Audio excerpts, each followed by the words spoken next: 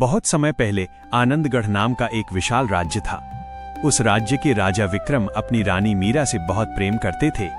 दोनों की जोड़ी पूरे राज्य में प्रसिद्ध थी। महल में खुशियां थीं, सम्मान था, प्यार था, लेकिन एक कमी थी, उनकी कोई संतान नहीं थी। धीरे धीरे यही कमी महल की सबसे बड़ी परेशानी बन गई। राज्य का मंत्री बहुत चालाक था। वो चाहता था कि राजा और रानी के बीच दूरी आ जाए ताकि वो राज्य पर अपना नियंत्रण बढ़ा सके। एक दिन मंत्री राजा के पास गया और बोला, महाराज, राज्य को वारिस चाहिए। अगर भविष्य में कुछ हो गया तो सिंहासन कौन संभालेगा? राजा सोच में पड़ गया। मंत्री रोज राजा के कान भरने लगा। धीरे धीरे राजा बदलने लगा। अब वो पहले जैसा नहीं रहा। रानी मीरा ये सब महसूस कर रही थी, लेकिन वो चुप थी। एक दिन अचानक पूरे महल में खबर फैली, राजा दूसरी शादी करने जा रहे हैं। ये सुनते ही मीरा के पैरों तले जमीन खिसक गई। उसकी आंखों में आंसू भर आए। कुछ दिनों बाद महल में नई रानी आई। उसका नाम था मोहिनी। वो बेहद सुंदर थी, लेकिन उसके दिल में लालच और जलन भरी थी। महल में उसके स्वागत के लिए भव्य उत्सव हुआ। सभी लोग खुश थे, लेकिन एक कोना ऐसा भी था जहां पहली रानी मीरा अकेले रो रही थी। राजा अब ज्यादातर समय मोहिनी के साथ बिताने लगा। मोहिनी को ये देखकर खुशी होती थी, लेकिन उसे एक डर था। उसे लगता था कि राजा आज भी मीरा से प्यार करता है। धीरे धीरे मोहिनी ने मीरा के खिलाफ राजा के कान भरने शुरू कर दिए।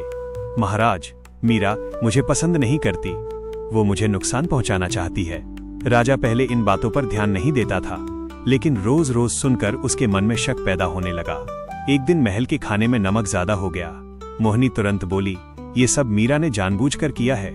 राजा गुस्सा हो गया। मीरा ने बहुत समझाने की कोशिश की, लेकिन राजा बिना कुछ सुने वहां से चला गया।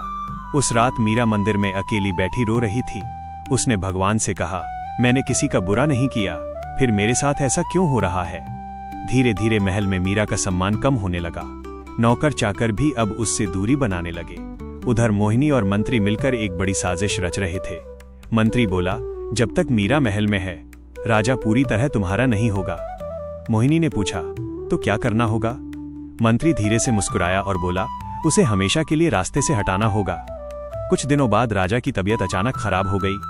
पूरा महल घबरा गया। राजवैद्य ने बताया, महाराज के खाने में जहर मिला था। ये सुनते ही महल में सनसनी फैल गई। तभी मोहिनी रोने का नाटक करते हुए बोली, मैंने अपनी आंखों से मीरा को रसोई के पास देखा था। राजा का गुस्सा फूट पड़ा।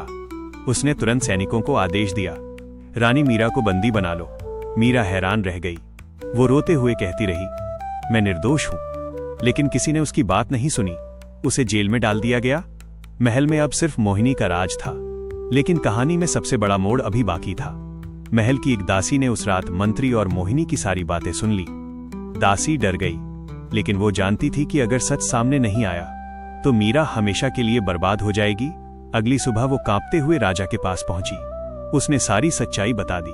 पहले तो राजा को विश्वास नहीं हुआ, लेकिन जब सैनिकों ने जांच की तो मोहिनी के कमरे से जहर की शीशी मिल गई। राजा के पैरों तले जमीन खिसक गई। उसे अपनी गलती का एहसास हुआ। उधर मोहिनी महल से भागने की कोशिश कर रही थी, लेकिन सैनिकों ने उसे पकड़ लिया। राजा गुस्से से कांप रहा था। तुमने प्यार और विश्वास दोनों का अपमान किया है। मोहिनी रोने लगी, लेकिन अब बहुत देर हो चुकी थी। राजा तुरंत जेल की तरफ भागा। मीरा एक कोने में बैठी रो रही थी। राजा उसके सामने घुटनों पर बैठ गया। उसकी आंखों से आंसू बह रहे थे। मीरा, मुझे माफ कर दो, मैंने तुम्हारे प्यार पर शक किया। मीरा चुप रही। कुछ देर बाद उसने धीरे से कहा, सच्चा प्यार विश्वास मांगता है महाराज। राजा और ज्यादा रो पड़ा। अगले दिन पूरे राज्य के सामने सच्चाई बताई गई। मंत्री और मोहिनी को राज्य से निकाल दिया गया।